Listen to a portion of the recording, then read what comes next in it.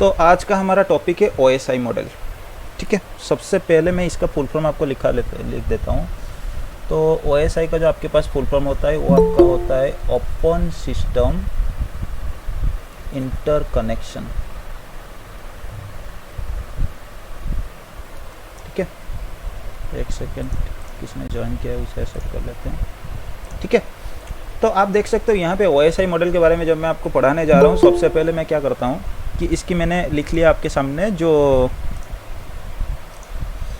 आप प्लीज़, एक छोटा सा रिक्वेस्ट है, आप लोग प्लीज़ 7 बजे तक ज्वाइन करने की कोशिश करो, क्योंकि क्लास के बीच में जो आप ज्वाइन करते हो ना, उसे एक्सेप्ट करते करते भाई मैं भी थोड़ा डिस्टर्ब हो रहा हूँ, मेरा दिमाग भी घूम जाता है। चलो ठीक है, तो एनीहाउ आपके पास जो OSI होता है ना, OSI का मेनली आपका फुल फॉर्म जो मैंने यहाँ पे लिखा है आपका है ओपन सिस्टम इंटरकनेक्शन।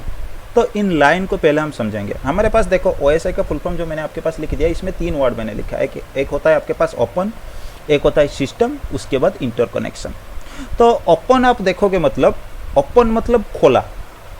ठीक है, आप जैसे बात करते हो ना, कुछ लोग होते हैं कि ओपन माइंडेड होते हैं, वो अपने अंदर कुछ भी बात नहीं रखते हैं। अपने अंदर कुछ भी बात नहीं रखते हैं मतलब क्या होता है आपके पास कि कुछ लोग होते हैं ना, बहुत सारे बात जो है प्राइवेट रख लेते हैं। प्राइवेट मतलब वो उनके लिए बस लिमिटेड है। ठीक है, अगर कोई ओपन माइंडेड लोग आपको मिलता है ना, कोई इंसान आपको मिलता है, तो इसका मतलब वो क्या करता है, सारे चीज़ उसके बारे में वो बता ही देता है आपके सामने। पूरे पोल जो होता है वो खोल देता है, मतलब उसके कोई प्राइवेट चीज़ नहीं है, मतलब वो सबके साथ आपका जो है ना वो मिल सकता है। उसके बाद सिस्टम का मतलब आपको पता है कि सिस्टम मतलब हम जो डिवाइसेस होते हैं, नेटवर्क डिवाइसेस होते हैं, उसे हम रिफर करते हैं सिस्टम। और उसके बाद आपके पास आता है तीसरी लाइन, जिसको आप बोलते हो, जिसको मैंने लिखा है इंटरकनेक्शन। ठीक है, तो यहाँ पे इंटरकनेक्शन का मतलब क्या है, देखो आपने जो डिवाइस के बीच आप नेटवर्क बनाने की, जब हम बेसिक वाले क्लास, जो सबसे पहले क्लास था ना, उसमें भी हमने बात किया था कि हम जब नेटवर्किंग के लिए जा रहे हैं तो उसमें क्या होता है, हम कुछ डिवाइसेस के बीच इंटर कम्युनिकेशन बना रहे हैं या फिर इंटर कनेक्शन कर रहे हैं। मतलब कुछ डिवाइसेस के बीच हम कनेक्शन कर रहे हैं जिससे हमारा कम्युनिकेशन के लिए हम एक नेटवर्क बना रहे हैं। तो हर एक डिवाइस से क्या है, कनेक्शन है। अगर कनेक्टेड है तो उस केस में आपका क्या होता है, कम्युनिकेशन होता है। तो इसमें OSI का मतलब इसने ये डिफाइन किया कि आपके जो डिवाइस है, जितने सारे आपके पास डिवाइस है, वो कनेक्शन होंगे किस जरिए, कुछ ओपन सिस्टम से वो कनेक्शन होंगे। मतलब कुछ ऐसा रूल यहाँ पे बनाया गया, कुछ रूल के साथ वो डिवाइस जो है, उनके जो डिवाइसेस है वो कनेक्ट होंगे नेटवर्क के साथ। जो रूल ओपन रहेगा, ओपन रहेगा मतलब हर एक वेंडर का डिवाइस, उनके बीच ऐसा कुछ प्राइवेट चीज़ नहीं रहेगा। वो जो भी चीज़ ये डिफाइन किया जाएगा ना ये मॉडल के हिसाब से, वो सबके लिए कॉमन सा चीज़ बन जाएगा। ठीक है, तो एक्चुअली इसमें एक छोटा सा स्टोरी मैं आपको बता देता हूँ, हालांकि इसके बारे में मैं लिख नहीं रहा हूँ, आपको छोटा सा एक स्टोरी बताता हूँ। एक्चुअली ये जो आपका OSI था ना, ये शायद आपका 1984 में आया था, जितना मेरे को याद है। ठीक है, आप थोड़ा इसके बारे में कंफर्म कर लेना।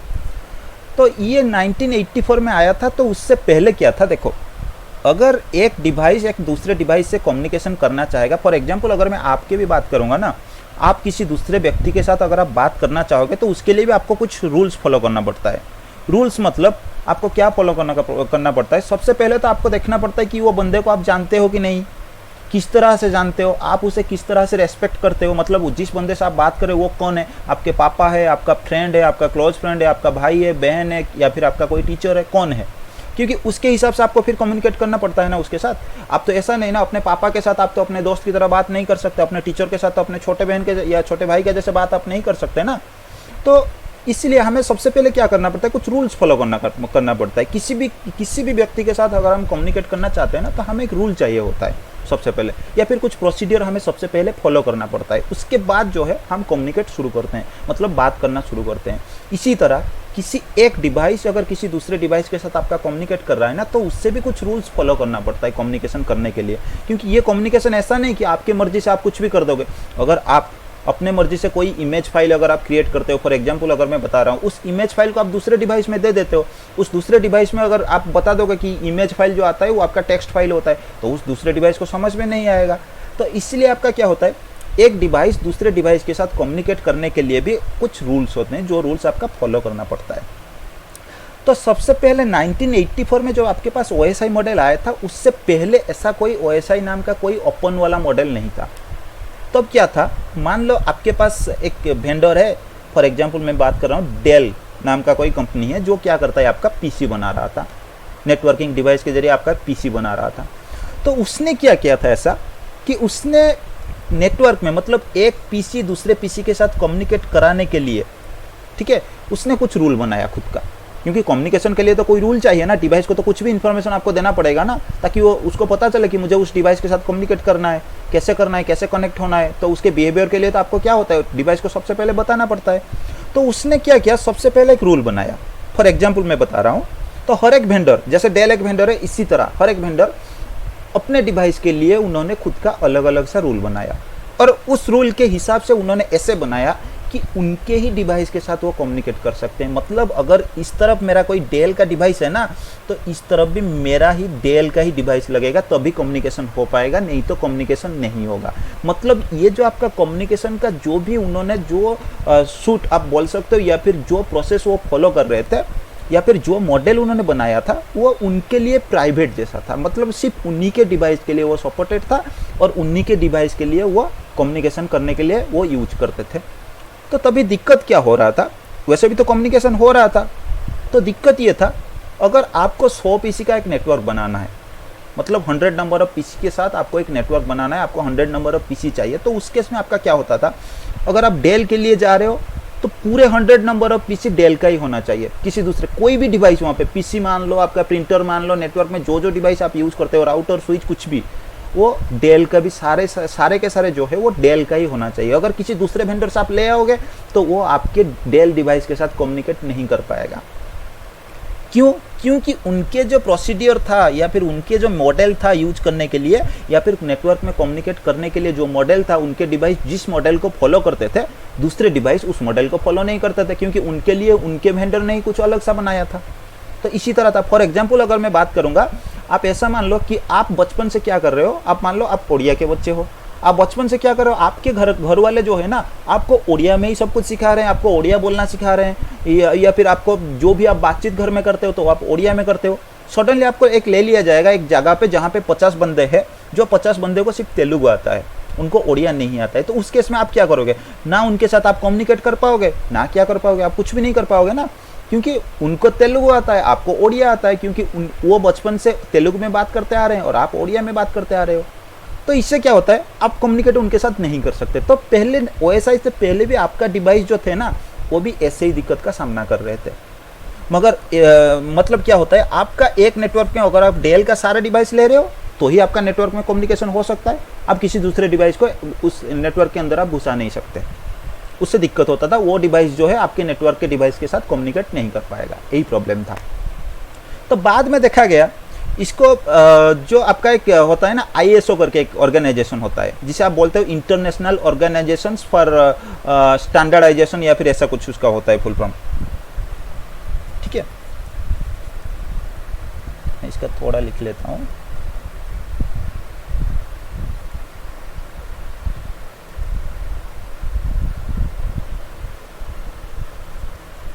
ये ऑफ नहीं, ये 4 था शायद।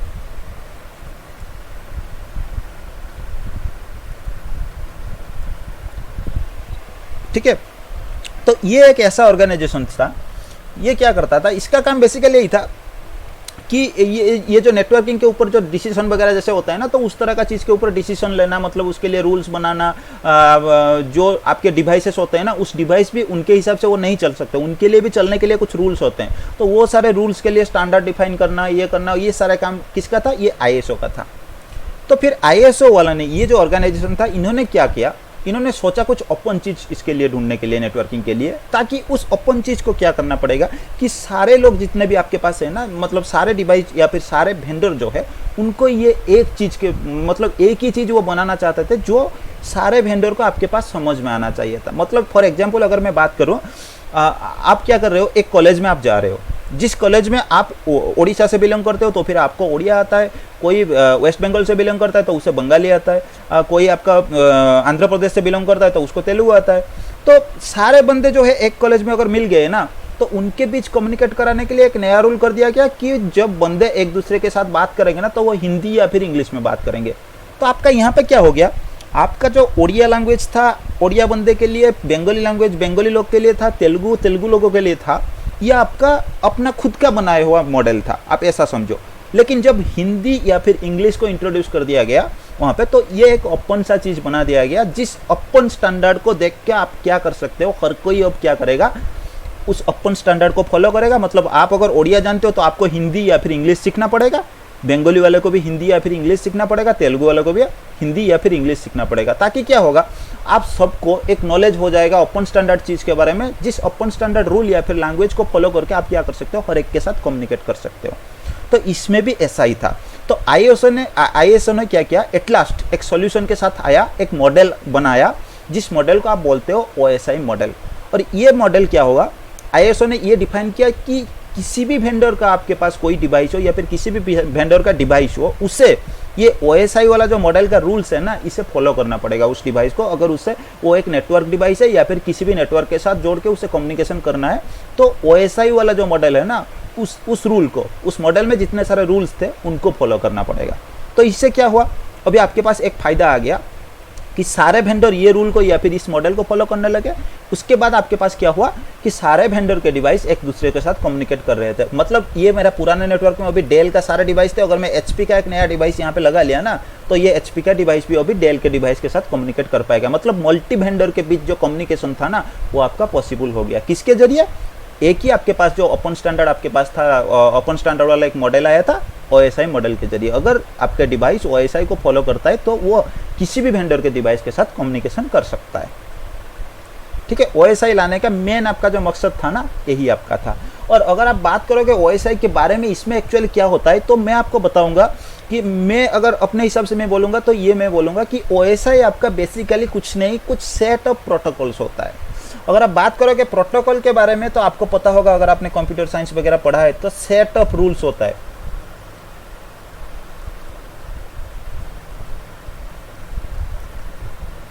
ठीक है, आपका क्या होता है, सेट ऑफ रूल्स। मतलब आपके एक प्रोटोकॉल बनाया जाता है, उस प्रोटोकॉल को बनाने में क्या होता है, आपका बहुत सारे रूल्स उसमें इंप्लीमेंट होते हैं।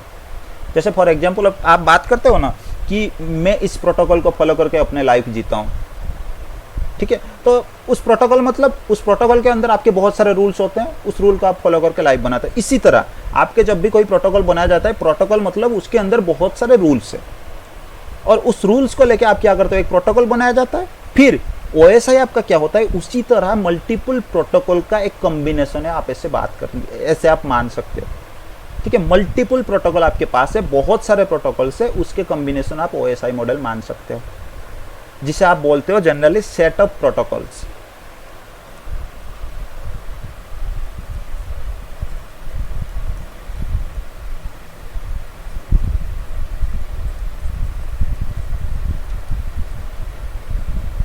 ठीक है, और एक लाइन यहां पे मैं लिखूंगा, OSI is a reference model.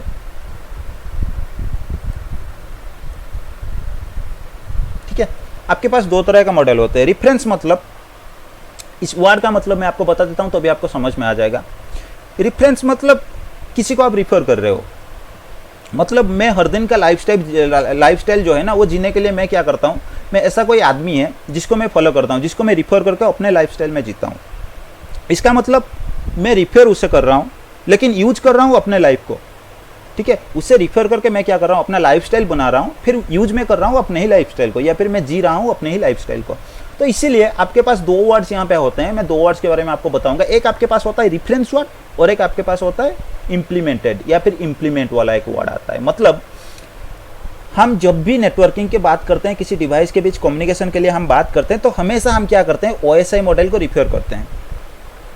इसलिए इसे हम बोलते हैं OSI is a reference model. लेकिन रियल टाइम में हम क्या करते हैं,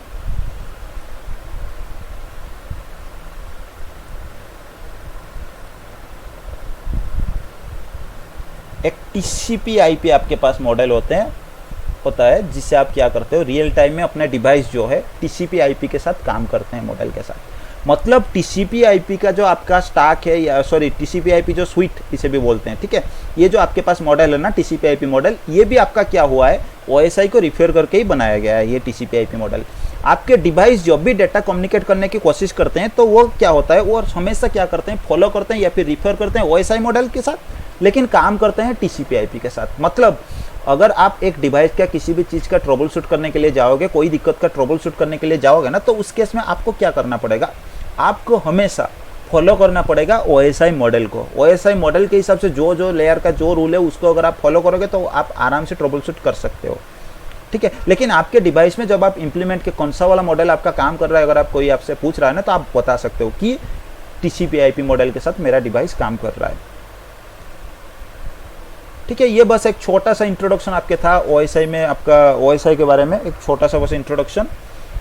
उसके बाद इसमें आपका क्या था, OSI बनने के बाद आपके पास क्या हुआ था एक्चुअली, आपके जब भी कोई डिवाइस आपका है ना किसी दूसरे डिवाइस के साथ जब भी कम्युनिकेट करने की कोशिश करेगा, तो उस कम्युनिकेशन की प्रोसेस या फिर कम्युनिकेशन करने के लिए जो जो काम उसे करना पड़ेगा उस सारे काम को एक एक पार्ट में डिवाइड कर दिया गया। और उन्होंने क्या किया, इस मॉडल को 7 लेयर में डिवाइड किया और हर एक लेयर को एक डिवाइस जो होता है ना दूसरे डिवाइस के साथ कम्युनिकेट करने के लिए जितने भी काम उसे करने की ज़रूरत पड़ता है उस सारे काम को डिवाइड करके हर एक लेयर को एक एक काम सौंप दिया गया।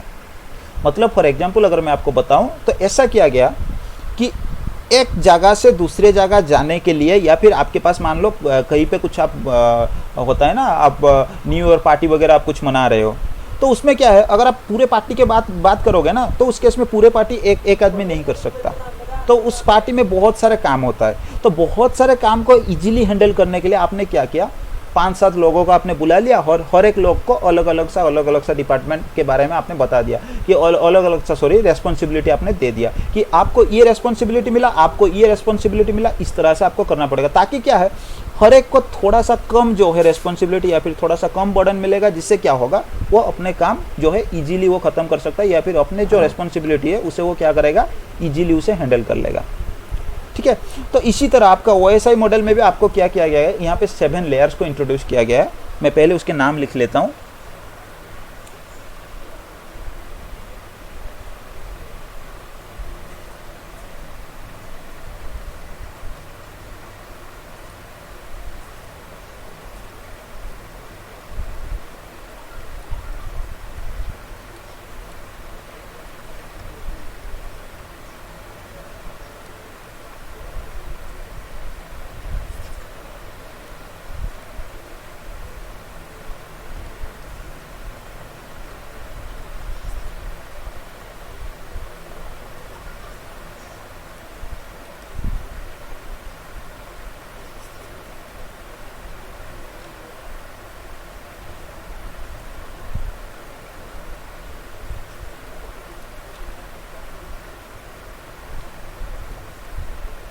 ठीक है, ये आपके पास टोटल 7 लेयर्स है।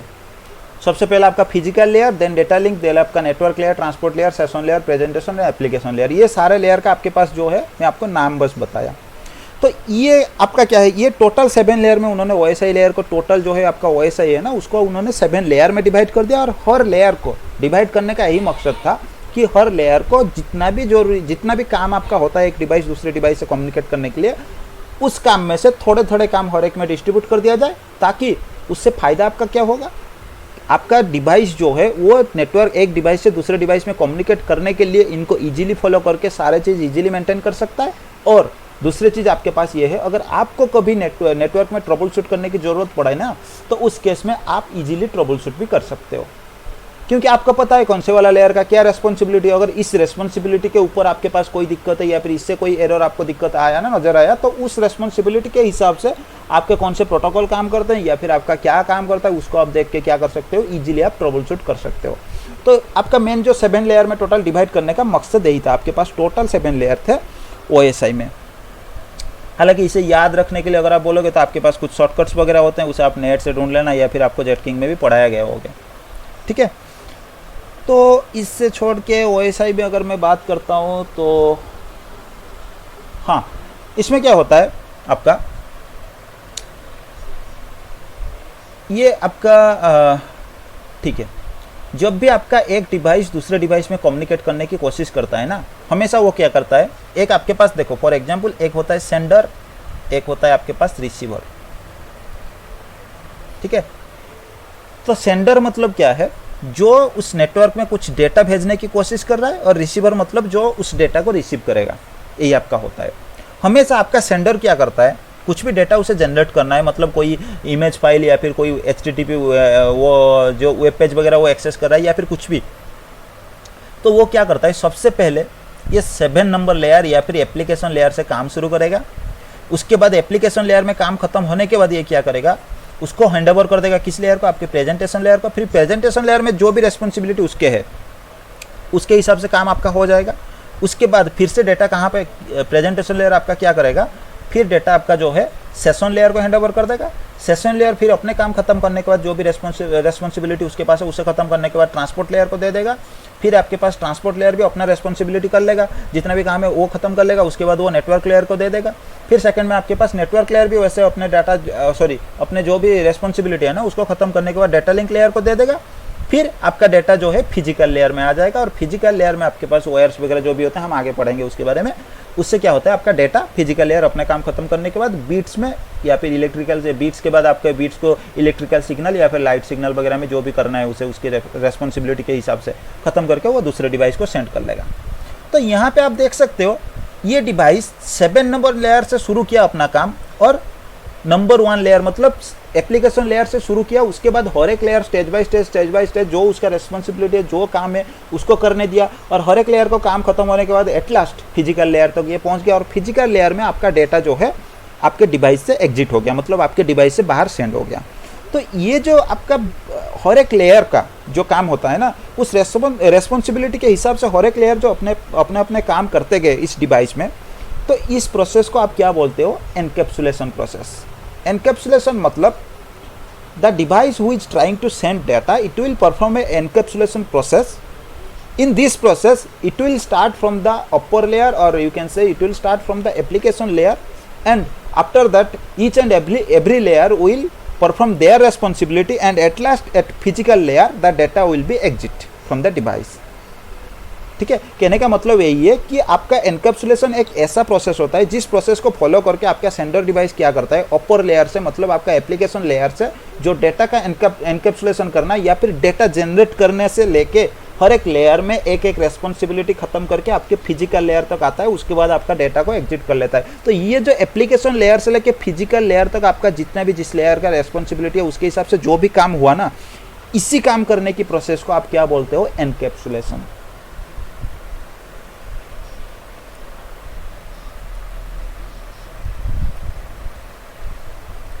ठीक है, फॉर एग्जाम्पल अगर एनकैप्सुलेशन के बारे में अगर मैं बताऊं तो फॉर एग्जाम्पल अगर हम रियल टाइम के लिए मैं बात करूंगा तो आपके पास ऐसा था कि न्यू ईयर के लिए जो ग्रीटिंग्स कार्ड वगैरह होता है ना, तो उसको आप भेजते हो। अगर किसी दूसरे दूर वाले बंदे जो है ना उसको आप क्या होता है कि पोस्टल में आप भेजना चाहते हो, तो आप क्या करते हो, सबसे पहले एक आपने पेपर ले लिया या फिर कोई ग्रीटिंग्स वगैरह आपने ले लिया, उसके ऊपर सबसे पहले आपने क्या किया, डेटा जनरेट किया। या फिर आप ऐसा मान सकते हो कि उसके ऊपर जो आपने टेक्स्ट में कुछ लिखा ना, तो आपने डेटा जनरेट किया। उसके बाद आपने लिखा, लिखने के बाद आपका लिखना कंप्लीट हुआ, फिर उसके बाद आपने उसे एक लिफाफा ले आया, उसके अंदर आपने उसे पैक कर लिया। पैक करने के बाद उसके ऊपर फिर आपने किसको भेजना है, कहाँ से आप भेज रहे हो, वो सारे इन्फॉर्मेशन आपने दिया। फिर पोस्ट ऑफिस में आपने उसे ले गया। लेने के बाद आपने क्या किया, उसके ऊपर जो पोस्टल का स्टाम्प वगैरह होता है आपने वो स्टाम्प वगैरह लगाया। फिर स्टाम्प लगाने के बाद आपने क्या किया, पोस्ट ऑफिस वाले को उसे दे दिया। तो यहाँ से जो आपके पास चिट्ठी था या फिर कुछ कार्ड था उसके ऊपर लिखने से लेके स्टाम्प लगा के एट लास्ट पोस्ट ऑफिस में जो भी मैन था उससे हैंडओवर करने तक आपने जितने भी काम एक बार परफॉर्म किया ना, ये इसी प्रोसेस को आप मान सकते हो एक तरह का एनकैप्सुलेशन प्रोसेस। तो आपके डिवाइस भी इसी तरह का काम करता है।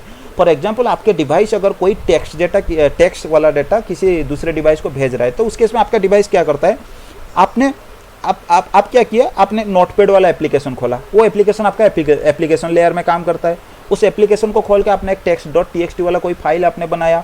उस फाइल को फिर आपने जब सेव कर लिया, उसके बाद आप किसी दूसरे को भेजने के लिए जा रहे हो, तो उसके बाद प्रेजेंटेशन लेयर में वो फाइल आया। प्रेजेंटेशन लेयर में आने के बाद उसमें क्या होता है, आपका कुछ एनक्रिप्शन डिक्रिप्शन या फिर प्रेजेंटेड फॉर्मेट जो भी काम उसका होता है उसके लिए वो हो गया। उसके बाद आपका सेशन लेयर में आ गया। सेशन लेयर में आपका सेशन एस्टेब्लिश वगैरह जो भी काम होना था वो हो गया। फिर ट्रांसपोर्ट लेयर में आ गया। ट्रांसपोर्ट लेयर में जो भी काम होना था वो खत्म होने के बाद आपका नेटवर्क लेयर, फिर डेटा लिंक लेयर, फिर आपका फिजिकल लेयर में डेटा क्या होगा, बीट्स में आके पहुंच जाएगा। फिर आपका बीट कन्वर्ट होकर इलेक्ट्रिक सिग्नल या फिर लाइट सिग्नल में आपके पास आगे दूसरे डिवाइस के लिए सेंड हो जाएगा। तो ये जो टोटल प्रोसेस था आपका टेक्स्ट लिखने से लेके मतलब डेटा जनरेट करने से बीट्स में कन्वर्ट करके या फिर लाइट सिग्नल में कन्वर्ट करके भेजने तक आपका जितना भी परफॉर्म आपने काम किया ना, उस प्रोसेस को आपका एनकैप्सुलेशन प्रोसेस कहते हैं। जब हम एक एक हम लेयर के बारे में आगे पढ़ते जाएंगे तो ये वाला प्रोसेस आपका और थोड़ा क्लियर हो जाएगा। ठीक है, और दूसरे क्या होता है आपके पास एक डीकैप्सुलेशन प्रोसेस भी होता है। ये आपका इसका बस ऑपोजिट होता है। मतलब आपने यहाँ से एक डेटा अपने फिजिकल लेयर तक आपके पास सारे काम खत्म हो गया, एनकैप्सुलेशन प्रोसेस आपका खत्म हो गया, आपने डेटा भेज दिया। अभी रिसीवर एंड पे ये डेटा रिसीव हो गया। अभी रिसीवर कहाँ पे रिसीव करेगा? फिजिकल लेयर में सबसे पहले रिसीव करेगा। फिर उसके बाद फिजिकल लेयर से वो क्या करेगा? उसे डेटा लिंक लेयर को देगा। फिर डेटा लिंक लेयर अपने काम खत्म करने के बाद नेटवर्क लेयर में आएगा, नेटवर्क लेयर अपने काम खत्म करेगा। फिर ट्रांसपोर्ट लेयर, फिर उसके बाद आपके पास आ जाएगा सेशन लेयर, फिर आपके पास आ जाएगा प्रेजेंटेशन। देन आपका जो आपके पास एप्लीकेशन लेयर है ना, उस एप्लीकेशन लेयर में वो डिवाइस क्या करेगा? आपका डेटा जो आपने भेजा था उसे खोल के वो पढ़ लेगा। तो ये जो उल्टा प्रोसेस इसका था या फिर ऑपोजिट प्रोसेस जो था ना, इस प्रोसेस को हम बोलते हैं डिकैप्सुलेशन प्रोसेस। फॉर एग्जांपल, उसी एग्जांपल पे मैं आ जाऊंगा जिसने जो मैंने आपको बताया था। आपने आपके दोस्त के पास एक चिट्ठी भेज दिया, वो चिट्ठी अब क्या हुआ? पोस्टल से आपके दोस्त के पास पहुंच गया। एक बार उसके पास डेटा पहुंच गया, उसके बाद वो क्या करेगा? सबसे पहले ये क्या करेगा? डेटा रिसीव करेगा। मतलब आपका जो चिट्ठी आपने भेजा वो पोस्टमैन से वो रिसीव कर लेगा। रिसीव करने के बाद वो एक बार चेक करेगा कि ये डेटा मेरे लिए है कि नहीं, ये चिट्ठी मेरे लिए है कि नहीं, किसने भेजा है मुझे। इन्फॉर्मेशन उसने चेक कर लिया, उसको पता चल गया कि आपने भेजा था। फिर वो चिट्ठी का ऊपर का जो है ना, जो लिफाफा है, उसे वो फिर फाड़ लेगा। फाड़ने के बाद फिर चिट्ठी खोलेगा, फिर उसके अंदर जो आपने लिखा था उस चीज़ को वो पढ़ेगा। तो इतने सारा जो प्रोसेस उसने फॉलो किया, इस प्रोसेस को आप क्या बोलते हो? डिकैप्सुलेशन प्रोसेस। बेसिकली आपका एनकैप्सुलेशन प्रोसेस उसी में फॉलो होगा जो आपका डेटा जनरेट करके भेज रहा है, वो एनकैप्सुलेशन प्रोसेस फॉलो करेगा। और डेटा जहाँ पे रिसीव होता है, वो डेटा को फिर से खोलने तक क्या करेगा? खोलने के लिए, डेटा को खोल के देखने के लिए वो डिकैप्सुलेशन प्रोसेस को फॉलो करेगा, नहीं तो वो डेटा नहीं देख पाएगा। ठीक है, तो आपके पास ये दो प्रोसेस होते हैं। सेंडर साइड में आपके पास एनकैप्सुलेशन प्रोसेस होते हैं और आपके रिसीवर के पास आपके पास क्या होता है? डिकैप्सुलेशन प्रोसेस होते हैं।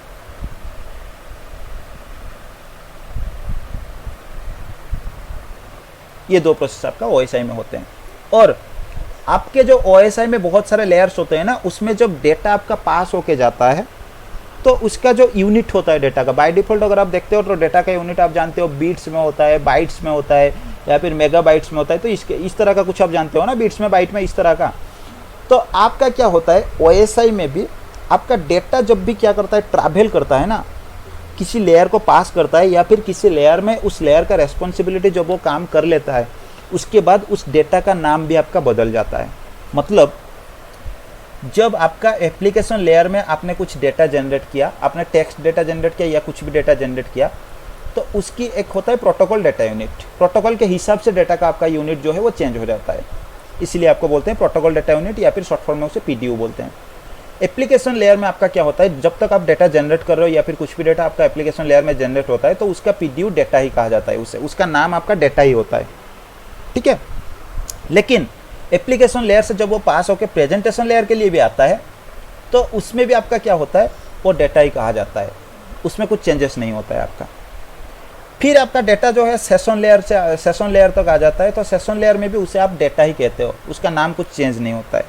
लेकिन ये डेटा आपका जब ट्रांसपोर्ट लेयर में आ जाता है, तो ट्रांसपोर्ट लेयर में क्या होता है? आपके दो चीज़ काम करते हैं, दो प्रोटोकॉल आपके काम करते हैं, आगे हम जानेंगे इसके बारे में। एक आपका होता है टीसीपी, एक होता है यूडीपी।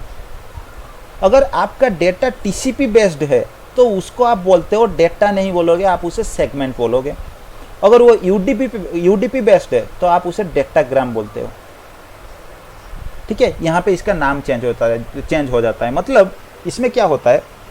हर एक लेयर अपने काम खत्म करने के बाद, जैसे आपका होता है ना, आप कभी भी कहीं पे एग्जाम के लिए जाते हो या फिर किसी चीज़ को आप वेरीफाई करने के लिए किसी के पास लेते हो, तो वो वेरीफाई करने के बाद उसे क्या करता है? एक स्टैंप लगा देता है, उसके ऊपर साइन कर देता है। तो इस तरह का कुछ होता है ना। तो आपका यहाँ पे भी हर एक लेयर क्या करेंगे? अपने काम खत्म होने के बाद, अपने काम अगर सही से हो गया, कहीं पे कुछ दिक्कत नहीं हुआ, तो वो क्या करते हैं? यहाँ पे कुछ हेडर्स लगा देते हैं।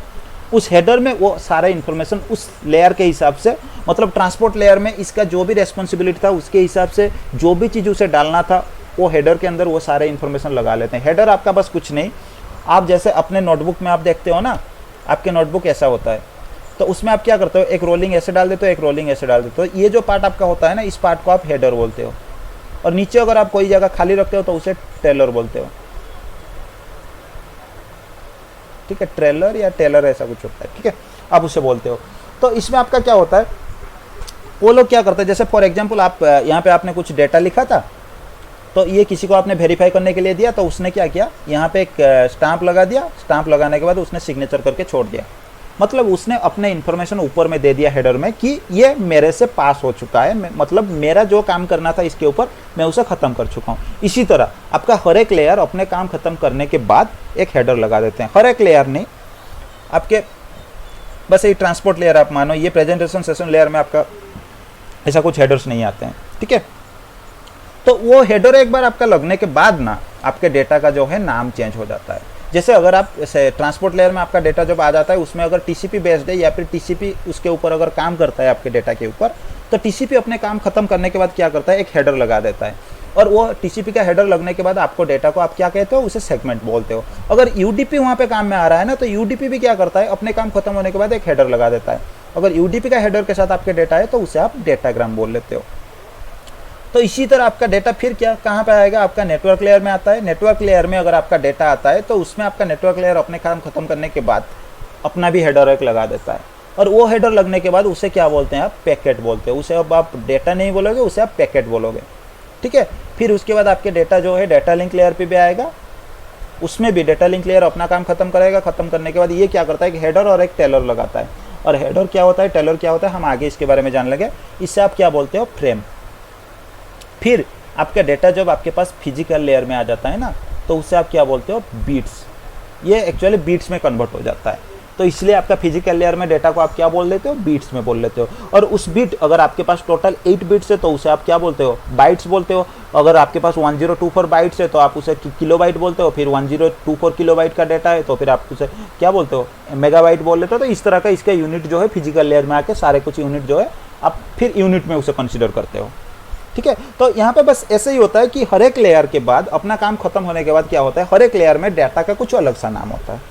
जैसे ट्रांसपोर्ट लेयर में अगर टीसीपी बेस्ड डाटा है तो फिर उसे आप सेगमेंट बोलते हो डाटा के जगह, और यूडीपी बेस्ड है तो उसे डेटाग्राम, और नेटवर्क लेयर में उसे आप पैकेट बोलते हो। फिर डेटा लिंक लेयर में आपके डेटा जो है वो फ्रेम आप उसे बोल लेते हो। फिर फिजिकल लेयर में वो बीट्स में कन्वर्ट हो जाता है, ठीक है। तो इसी तरह आपका हर एक लेयर के लिए जो प्रोटोकॉल आपके पास है या फिर प्रोटोकॉल डेटा यूनिट, आपका डेटा को जानने के लिए जो नाम होता है वो आपका अलग अलग सा होता है। डिफरेंट नाम है, आप उसे पहचानते हो अपने डेटा को, ठीक है। फॉर एग्जाम्पल अगर आप देखोगे, अगर रियल टाइम के लिए अगर मैं आपको बात करता हूँ ना, तो आप क्या करते हो, आप खुद आप हो, आप में कोई चेंजेस नहीं है, आप वही हो। लेकिन आप जब स्कूल ड्रेस वाला वगैरह में आप जब पहन लेते हो ना, तो आप क्या करते हो, स्कूल में जब चले जाते हो तो आपको कोई स्टूडेंट बोलता है।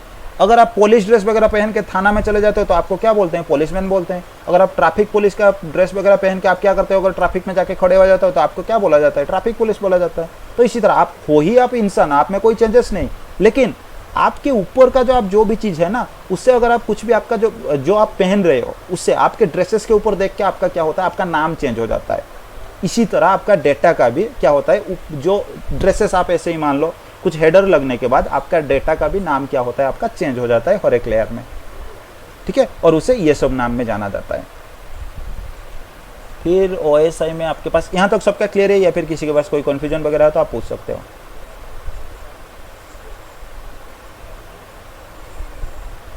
क्लियर है ना, कोई रिप्लाई दे दो भाई, मैं डिस्कनेक्ट तो नहीं हूँ ना।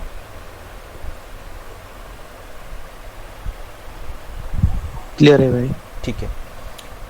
अब हम थोड़ा बेसिक सा बस आइडिया ले लेंगे ये सारे लेयर के बारे में, कि कौन से लेयर का एक्चुअली क्या रेस्पॉन्सिबिलिटी होता है। आपके पास सबसे पहले आपको मैं बताऊंगा एप्लीकेशन लेयर के बारे में।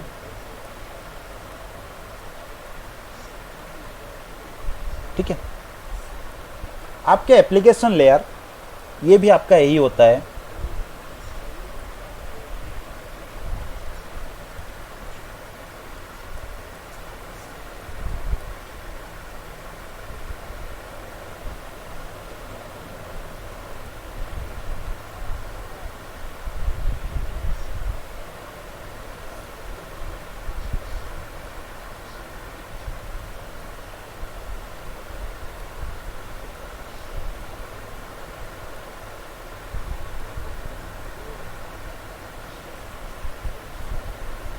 ठीक है, तो इसका एक छोटा सा एक डेफिनेशन मैंने लिखा कि application layer is the set of protocols which are called by the actual application whenever needed. मतलब एप्लीकेशन लेयर भी आपका क्या होता है, कुछ प्रोटोकॉल का सेट होता है। मतलब इस लेयर में आपका बहुत सारे प्रोटोकॉल्स काम करते हैं।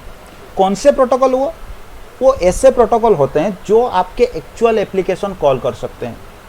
मतलब आपके पास कुछ प्रोटोकॉल्स होते हैं जो आपका एक्चुअल एप्लीकेशन उसे कॉल कर सकते हैं, और कुछ प्रोटोकॉल्स होते हैं जो कि आपके सिर्फ एनकैप्सुलेशन और डिकैप्सुलेशन प्रोसेस के टाइम ही आपके वो प्रोटोकॉल्स आते हैं, जो कि आपके एक्चुअल एप्लीकेशन आपको उसे कॉल नहीं कर सकते। मतलब आपका एक्चुअल एप्लीकेशन, आपके पास गूगल क्रोम है या फिर आपके पास कोई भी इंटरनेट ब्राउजर है, ये आपका एक्चुअल एप्लीकेशन होता है। ये आप नोटपैड आपके पास है, ये आपका एक्चुअल एप्लीकेशन है। आपके पास कोई माइक्रोसॉफ्ट का कुछ होता है ना, जैसे आपका ऑफिस वगैरह है, तो वो भी आपका एक्चुअल एप्लीकेशन है। आपका क्या होता है, फॉर एग्जांपल आपके पास एक ब्राउजर है, उस ब्राउजर में आप क्या करते हो, कुछ एप्लीकेशन को कॉल करते हो। फॉर एग्जांपल मैं कोई वेबसाइट खोलने की कोशिश कर रहा हूँ, तो उस केस में मैं क्या करता हूँ, एक प्रोटोकॉल होता है HTTP प्रोटोकॉल, उस प्रोटोकॉल को मैं कॉल कर रहा हूँ। मतलब मैं ब्राउजर में क्या कर रहा हूँ, कुछ एक्सेस करने की कोशिश कर रहा हूँ, और मेरा एक्चुअल एप्लीकेशन मेरा ब्राउजर है, और मेरा एप्लीकेशन मेरा एक्चुअल एप्लीकेशन जो मेरा ब्राउजर है वो क्या करता है, मेरे हिसाब से मेरे यूज के लिए उस वेब पेज को खोलने के लिए वो एक प्रोटोकॉल को कॉल करता है, जिसको आप बोलते हो HTTP प्रोटोकॉल। वो क्या करता है, उस HTTP प्रोटोकॉल को कॉल करता है। मतलब आपका जो HTTP प्रोटोकॉल यहाँ पे है ना, ये एक प्रोटोकॉल है जो एक्चुअल एप्लीकेशन के द्वारा जो होता है ना, ये कॉल हो सकता है। मतलब आपके एक्चुअल एप्लीकेशन की हेल्प से ये क्या होता है, ये प्रोटोकॉल आपका कॉल होता है। ठीक है, फिर उसके बाद HTTP एप्लीकेशन के लिए उसका जो भी काम होता है, जो भी उसको काम करना था, वो सारे काम जो होता है वो परफॉर्म कर लेता है। ठीक है, तो इसी तरह जैसे मैंने एक HTTP प्रोटोकॉल के बारे में आपको बताया, इसी तरह आपका बहुत सारे प्रोटोकॉल्स होते हैं जो आपका एप्लीकेशन लेयर में काम करते हैं। हालांकि जब भी आप कोई एक्चुअल एप्लीकेशन यूज करते हो, उस एप्लीकेशन के जरिए वो प्रोटोकॉल आपका यूज होते हैं।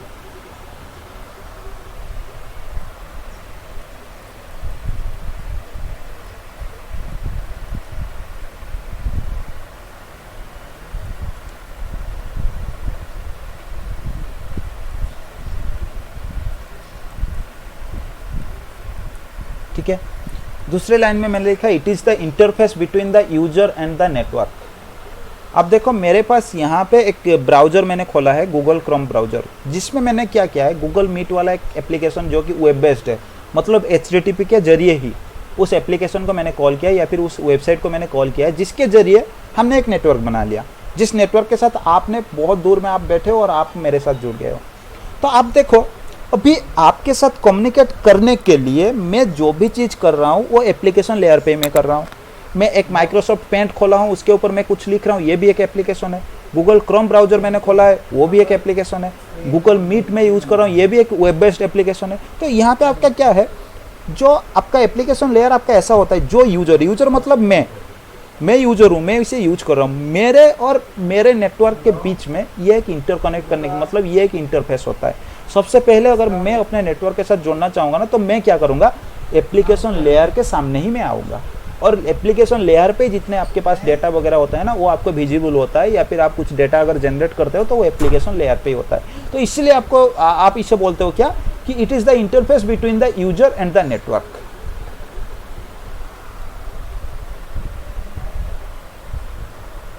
इसमें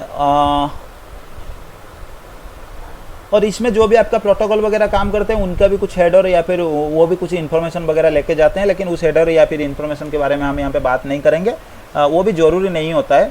बस हाँ, हम जानेंगे कौन कौन सा, थोड़े बहुत हम एप्लीकेशन लेयर प्रोटोकॉल के बारे में हम इंट्रोडक्शन ले लेंगे एक क्लास, जिसमें हम कुछ प्रोटोकॉल के बारे में बात करेंगे जो एप्लीकेशन लेयर में आपका काम करते हैं, जो कि बेसिकली हम सबसे ज़्यादा जो यूज होते हैं उनके बारे में जनरली हम बात करेंगे। और इसमें और आपका कुछ नहीं, एप्लीकेशन मतलब आप एग्जांपल, अगर एप्लीकेशन का मैं एग्जांपल आपको अगर देता हूं, तो फिर आप जितने भी एप्लीकेशन आप देखते हो, आप व्हाट्सएप यूज करते हो, आप मैसेंजर यूज करते हो, आप फेसबुक यूज करते हो, वो सारे आपके एप्लीकेशन होते हैं। ठीक है, ये सारे एप्लीकेशन जितने भी आप जो भी यूज करते हो ना, ये सारे आपके एप्लीकेशन लेयर पर ही काम करते हैं। और आप जब भी किसी को डेटा भेजते हो तब भी क्या होता है, आपका डिवाइस से आपका डेटा जनरेट होकर बाहर जाता है। तो उसमें क्या होता है, आपके डिवाइस में हम एक काम करेंगे, ये वाला पूरा प्रोसेस जो OSI का सारा लेयर जानने के बाद आपका डेटा कैसा जाता है उसके बारे में हम थोड़ा देखेंगे। ठीक है, अभी मैं आता हूँ 6 नंबर प्रोटोकॉल लेयर के बारे में, जो कि आपका है प्रेजेंटेशन लेयर। इसका बेसिकली काम क्या है, आपका एप्लीकेशन लेयर का आपके पास काम हो गया कि आपको डेटा जनरेट करना है, आपको इमेज बनाना है, आपको टेक्स्ट लिखना है, जो भी आपको करना है एप्लीकेशन यूज करके आप उसे एप्लीकेशन लेयर पे करोगे। अभी उस डेटा को सही फॉर्मेट में प्रेजेंट करना या फिर उसे एनक्रिप्ट करके भेजना, ये सब काम किसको दिया गया, अभी इसको प्रेजेंटेशन लेयर को आपके पास दे दिया गया। मतलब आपने एक टेक्स्ट डेटा को भेजा, आप जब उस डेटा को भेज रहे हो ना, तो आप क्या करोगे, आपके नेटवर्क का जो वायर होता है ना, उसके अंदर डायरेक्ट आपका इमेज फाइल नहीं जाता है, उसमें आपका क्या होता है, आपका डेटा बिट्स में, उसके बाद इलेक्ट्रिक सिग्नल में कन्वर्ट होके जाता है।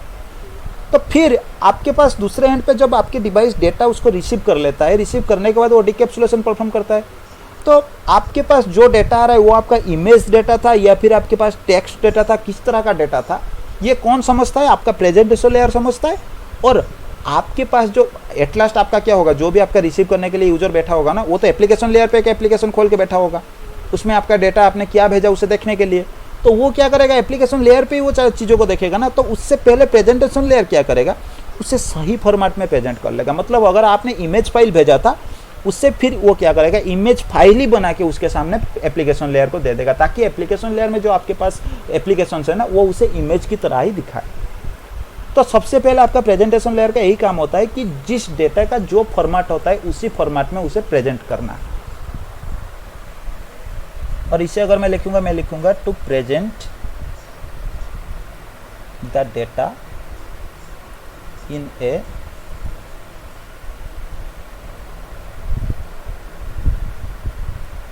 ठीक है, एक प्रेजेंटेबल फॉर्मेट। मतलब आप देखो, आपके पास कुछ फॉर्मेट होते हैं डेटा का, जैसे इमेज फाइल के बारे में अगर आप बात करते हो तो आपके पास जेपीजी, जेपीईजी, जीआईएफ, पीएनजी, ऐसा कुछ फॉर्मेट होते हैं। ऐसा नहीं कि आप अपने मन के हिसाब से एबीसी करके आप लिख लोगे, फॉर्मेट कर दोगे, ऐसा नहीं। कुछ प्रेजेंटेबल फॉर्मेट्स ऑलरेडी डिफाइन है, और ये प्रेजेंटेशन लेयर आपको उसी फॉर्मेट, उसी इमेज के हिसाब से जो भी डेटा है, उसी डेटा के हिसाब से जो भी फॉर्मेट उसके लिए सूट है, उसी फॉर्मेट में उसे क्या करता है, प्रेजेंट कर लेता है। ठीक है, ये इसका मेन काम होता है। उसके बाद एक आपके पास होता है एनक्रिप्शन डिक्रिप्शन।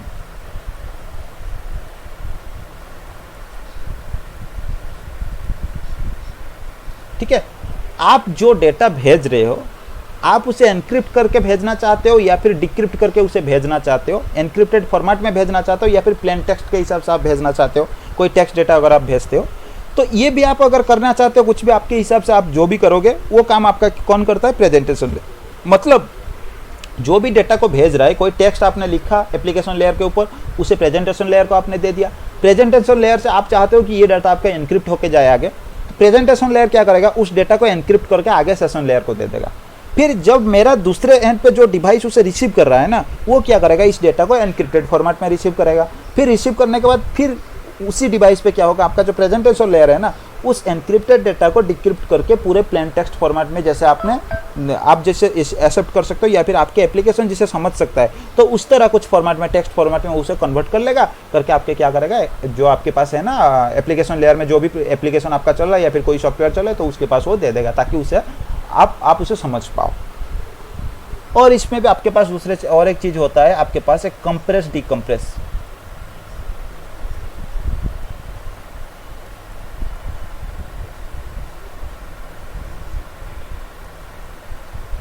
ठीक है, कंप्रेशन डिकम्प्रेशन मतलब आपके पास, आप अगर जो डेटा आप किसी को भेजना चाहते हो उसे आप क्या कंप्रेस करना चाहते हो। अगर इसका फॉर एग्जांपल अगर मैं बात करूँ, आपके पास कुछ WinZip वगैरह एप्लीकेशन होता है ना, उसमें आपका क्या होता है, आपके डेटा जो भी आप लिख रहे हो ना, एक अगर आप इमेज बना रहे हो तो उसमें भी डेटा का साइज कम होता है, लेकिन कुछ वजह से उस डेटा का साइज थोड़ा आपका ज़्यादा दिखाता है। आप जब भी कोई प्रेजेंटेबल फॉर्मेट में उसे देखते हो ना, अगर आप फॉर एग्जांपल आप देखोगे, आपने कोई इमेज बनाया, उस इमेज का साइज 2 MB है, अगर आप उसे कंप्रेस कर लेते हो ना, तो कंप्रेस करने के बाद उसका साइज जो होता है ना, वो रिड्यूस हो जाता है, 1.7 MB या फिर 1.8 MB या फिर 1.5 MB, इस तरह का कुछ हो जाता है। तो वो जो कंप्रेशन डिकम्प्रेशन वगैरह जो भी काम होता है ना, वो भी आपका रेस्पॉन्सिबिलिटी किसका है, आपका प्रेजेंटेशन लेयर में। आपका प्रेजेंटेशन लेयर के पास वो रेस्पॉन्सिबिलिटी है कि वो डेटा को कंप्रेस करे या डिकम्प्रेस करे।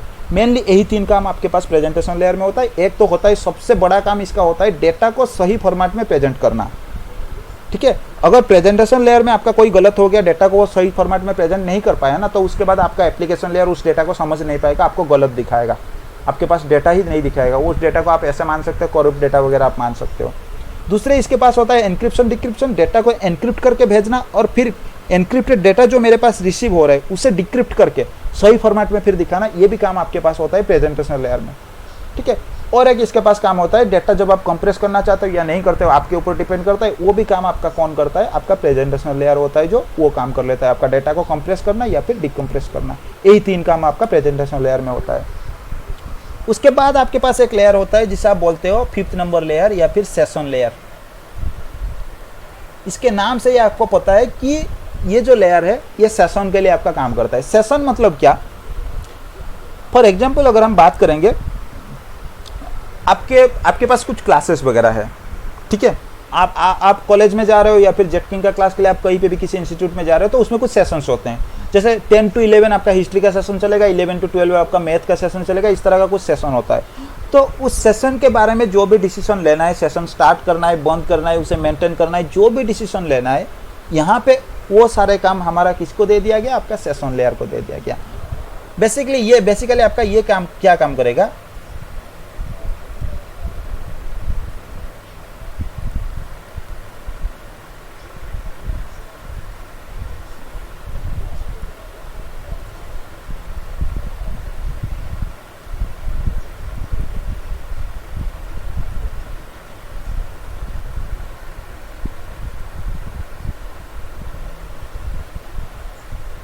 ठीक है, तो ये 3 लाइन मैंने लिखा, session layer is responsible to establish, maintain and terminate a session. ठीक है, तो इसका मतलब मैं पहले रियल टाइम सिनेरियो के हिसाब से मैं चला जाता हूँ। आपके पास कोई होगा, आपने देखा होगा, कोई मैनेजमेंट पर्सन वगैरह होगा, कोई भी इंस्टीट्यूट है, उसमें 3-4 क्लासेस चलते हैं।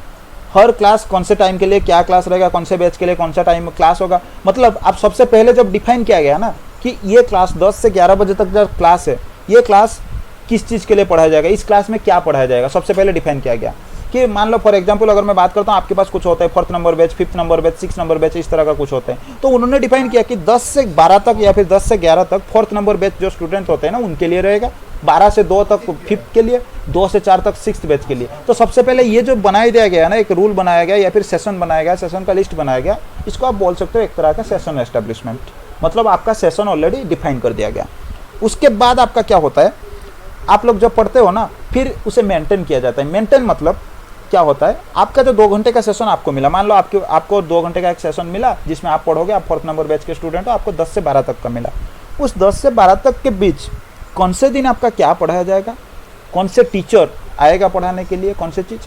अगर एक दिन आपके पास मान लो कोई नेटवर्किंग का आपके टॉपिक था, तो एक टीचर आपका एब्सेंट है, तो उस केस में कौन जाके उस चीज़ को हैंडल करेगा या फिर उस टॉपिक को कवर करेगा, वो सारे चीज़ कब उस सेशन के अंदर आपका एग्जाम वगैरह होगा। मतलब ये सेशन आपका मेंटेन चल रहा है, ये सेशन में जितने भी उसके अंदर का जो काम है ना, वो सारा आपका मेंटेनेंस चल रहा है। वो मेंटेनेंस का काम भी आपका वही होता है, जो बंदा आपका सेशन बना रहा है वही उसके बारे में देख रहा है। तीसरी चीज़, आपका एक बैच जो होता है 1 साल के लिए आपका चला, उसके बाद बैच आपका खत्म हो गया, आप निकल गए वहाँ से, तो उसके बाद वो बैच बंद करके फिर से नया बैच वहाँ पे चालू करना है, तो वो बैच को पहले तो बंद करना पड़ेगा ना, तो उसको बंद करने का काम भी उसी बंदे को होता है, रिस्पॉन्सिबिलिटी। तो यहाँ पे भी आप किसी के साथ कम्युनिकेट करने की कोशिश कर रहा है आपके डिवाइस, कम्युनिकेट करने से पहले एक सेशन बनाना उस डिवाइस के साथ, फिर उसके बाद सेशन को मेंटेन करना। मतलब आप मान लो फॉर एग्जांपल मैं अगर बात करता हूँ, 5 मिनट के लिए इसने सेशन बना लिया, 5 मिनट के बाद भी ख़त्म होने से पहले मेरे डिवाइस ने देखा कि हाँ ये बंदा जो है कंटिन्यूसली यूज कर रहा है और भी ज़्यादा टाइम के लिए यूज कर सकता है, तो क्या होगा, ये बंदे क्या करेगा, अभी और 1 मिनट या 2 मिनट के लिए सेशन को बढ़ा सकता है। उसके बाद जब मेरा काम खत्म हो गया सेशन का, सेशन को टर्मिनेट करने का भी काम, ये सारे रेस्पॉन्सिबिलिटी आपका सेशन लेयर के पास होता है। फॉर एग्जांपल, और एक एग्जांपल अगर रियल टाइम के लिए मैं बात करूँ, तो उसमें आपका ऐसा होता है, बैंकिंग के साइट में आपने देखा होगा, तो उनके पास क्या होता है, जब आप नेट बैंकिंग वगैरह में लॉगिन करते हो ना, ये सबसे अच्छा इसका एग्जाम्पल हो जाएगा कि आप लॉगिन करते हैं, आपके पास क्या होता है, एक सेशन शुरू हो जाता है, सक्सेसफुल लॉगिन के बाद एक सेशन शुरू हो गया। वो लॉगिन का सेशन बाय डिफॉल्ट आपका कुछ टाइम के लिए, जैसे 5 मिनट के लिए, 2 मिनट के लिए आपके पास होते हैं। अगर उस 2 मिनट के अंदर आप कंटिन्यूसली काम करते हो, कुछ काम कर रहे हो या फिर कुछ चीज़ें देख रहे हो ना, तो आपके पास सेशन मेंटेन के लिए आपके पास एक विंडो आ जाता है कि आपका जो है लॉगआउट, ये 30 सेकंड के बाद आप लॉगआउट होने वाले हो, क्या आप कंटिन्यू करना चाहते हो इस सेशन को, आप येस करते हो तो फिर आपका जो सेशन का टाइम है ना वो बढ़ जाता है। फिर आपका क्या होता है, अगर आप कुछ उसमें रेस्पॉन्स नहीं दिए, आपका काम खत्म हो गया या फिर उसके बाद आपने कोई रेस्पॉन्स नहीं दिया, तो ऑटोमेटिकली आपका सेशन टर्मिनेट हो जाता है, या फिर आप अगर लॉग आउट कर लेते हो तो उसके बाद भी आपका सेशन टर्मिनेट हो जाता है। तो इस तरह का जो सेशन है, आपका कम्युनिकेशन के बीच में जो भी सेशन एस्टेब्लिश का काम जहाँ पे आ जाएगा, उस सेशन का एस्टेब्लिश करना, मेंटेन करना और टर्मिनेट करना, ये सारे काम आपका किसका होता है, सेशन लेयर का काम होता है। और भी इसका एक काम होता है सेशन रोलबैक करना, ठीक है।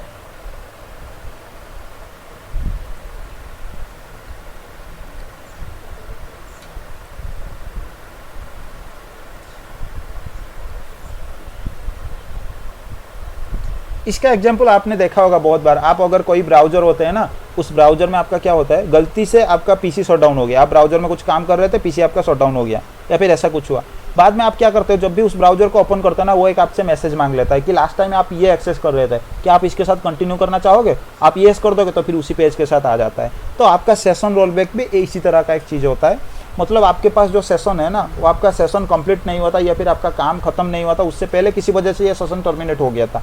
आप फिर से उसी सेशन को जब एस्टेब्लिश करना चाहते हो तो ये पूछेगा क्या आप उसी सेशन को वही से कंटिन्यू करना चाहते हो या नहीं। तो इसको, इसी तरह का काम को आप क्या बोलते हो, सेशन रोलबैक। तो ये भी रिस्पॉन्सिबिलिटी आपका किसके पास होता है, आपका सेशन लेयर के पास होता है।